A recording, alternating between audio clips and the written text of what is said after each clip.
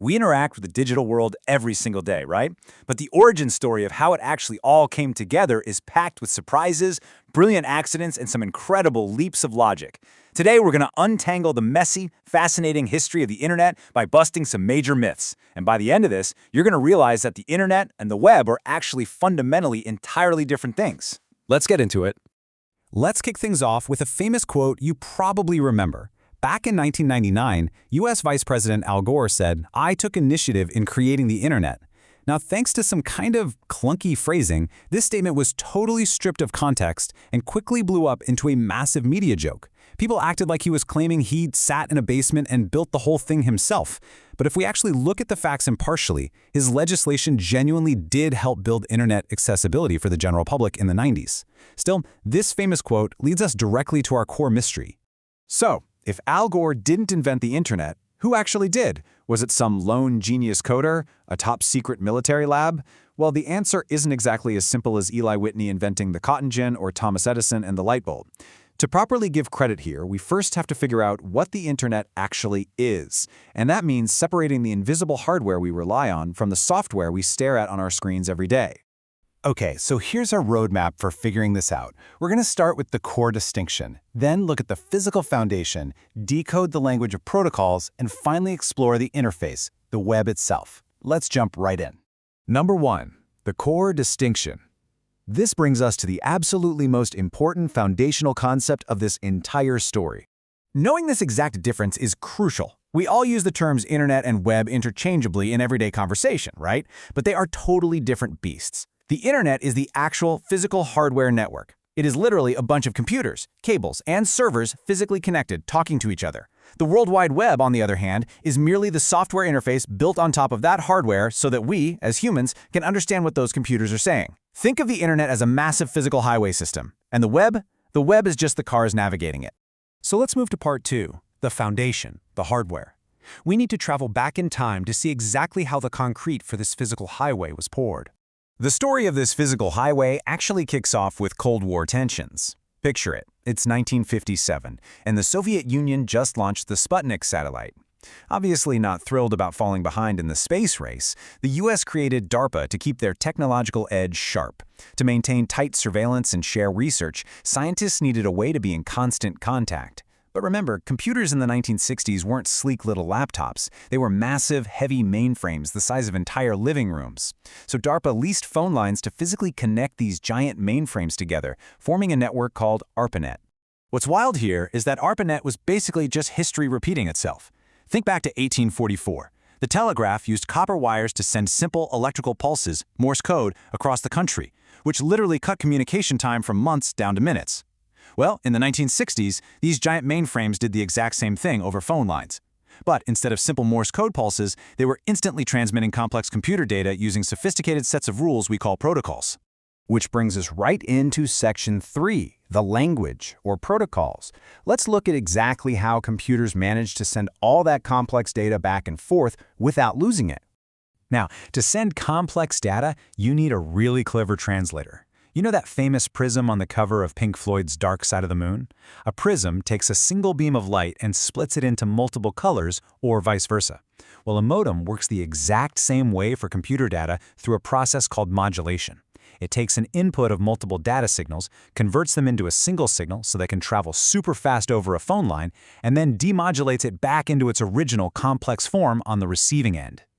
But what happens if a network channel goes down, or a wire just snaps? That brings us to a frankly brilliant method called packet switching.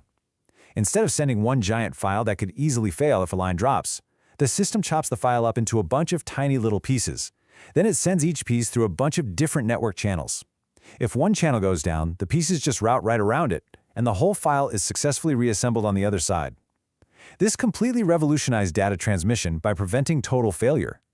This is literally the exact reason your Netflix stream doesn't just crash every time there's a minor hiccup in a local server. Here's a really fun piece of trivia for you. This exact concept was perfectly described in the 1971 movie Willy Wonka and the Chocolate Factory. When Wonka is explaining how to transmit candy bars through a television, he says the object is split up into millions of tiny pieces that go whizzing through the air to be put together again on the other side. It's a hilarious coincidence, but Wonka actually described packet switching the exact same year it was being actively popularized by computer scientists. Let's look at how all this built into the internet we know today. Back in 1969, the very first ARPANET message was supposed to be the word login, but the system crashed after just the letters L and O. So the very first message ever sent over the network was literally just LO, basically an accidental LOL. By 1971, Ray Tomlinson created email using the @ symbol to separate the user from the machine. Then in the 70s, Radio Perlman invented the spanning tree protocol to stop infinite data loops from crashing the whole system. And all of this amazing innovation culminated on January 1, 1983 with the adoption of TCP/IP. That gave every single computer an IP address and created a universal language that finally allowed different private networks to speak to each other and unite. All right, Section 4, the interface, also known as the web. So we've got our hardware network, now let's explore that final software layer that made it actually usable for the general public. You see, even with all those networks united, navigating them was incredibly tedious because you had to memorize these super long, confusing numerical IP addresses. Enter Elizabeth Feinler. She essentially created a network phone book. She suggested assigning names based on location, giving us those classic extensions like .com for commercial and .gov for government. A bit later, Paul Mockapetris took her directories and automated them into the Domain Name System, or DNS. That meant instead of typing a string of numbers, we could finally just type in an easy-to-read name, a total game changer.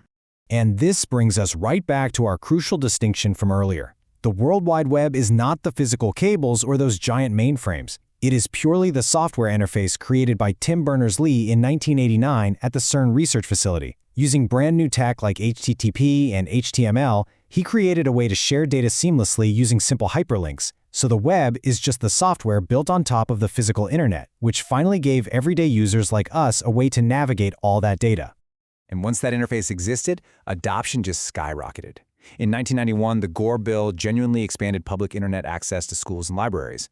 By the mid-90s, companies like America Online made getting online actually affordable by offering flat-rate subscriptions instead of charging by the minute.